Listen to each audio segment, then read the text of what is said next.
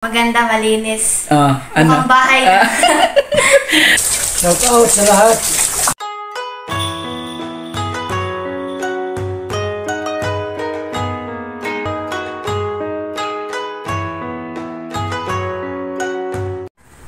Hello, magandang hapon sa inyong lahat mga kalingap. Andito tayo ngayon sa bahay ni Kuya Bal. At tayo ay maglinis. Samahan niyo ako mga kalingap. Tara na!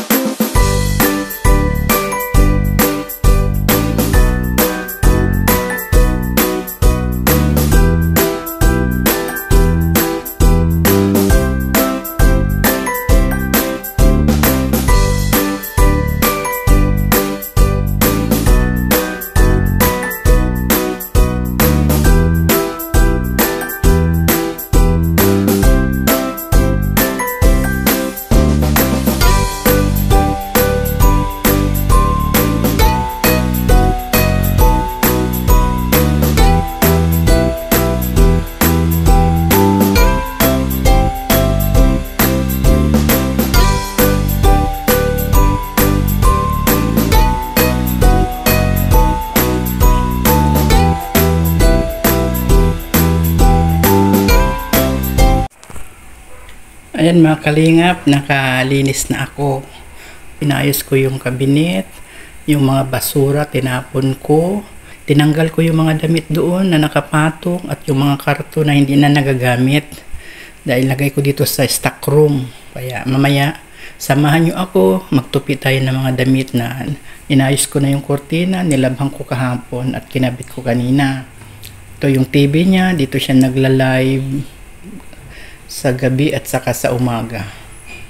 Tayong gagawin mga kalingap, dami pa tayong tutupiin.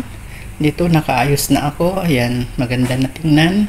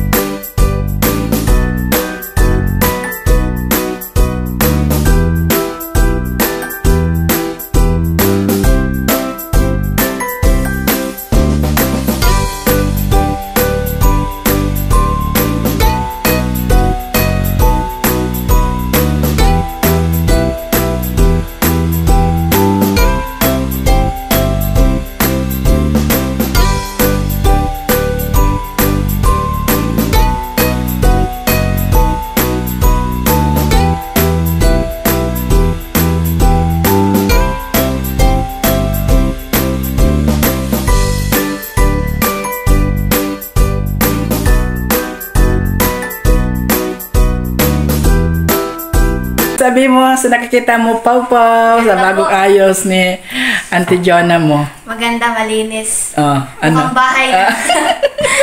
Dapat matuto ka, Pau, ha? Ganyan, Pau, oh. Kasi dalaga kayo, di ba? Kailangan. Kasi si mama mo at saka si papa mo wala ng time, no? Kaya pag nandito ako, linis. Pag wala, pagbalik ulit, linis na naman. At saka doon, Pau, malinis na rin, Pau, doon sa stock room. May sumilip na nga dyan, baka pwedeng matulugan. Gulat si Pau mga kalingap dahil maayos yung bahay nila. Ayan. May halaman na, oh. Di ba? Makintab. Mamaya, maglinis ulit tayo doon sa kabila. Dito naman tayo mga kalingap. Lahat yan ang galing doon sa kabila, sa sala doon. Hinakot ko. At ito, dati mga kalingap, stock room. Magulo doon ito. Nakabuka yung sofa bed. Nilinis ko muna siya, pinunasan ko muna siya. Tapos yung sofa bed, ginawa ko na siyang sofa, hindi na siya bed. Tapos ito yung mga damit na yan, doon galing yan. At ngayon aayusin natin, ilalagay natin sa isang karton dito mga kalingap. Ilagay natin dito siya para kung ipamigay ni Kuya Bal, di ba? Kasi ito yung ginagawang stock room. Dati ang stock room mga kalingap doon sa kabila. Okay, ayusin natin para pwede din ulit na matulugan siya. Ayos.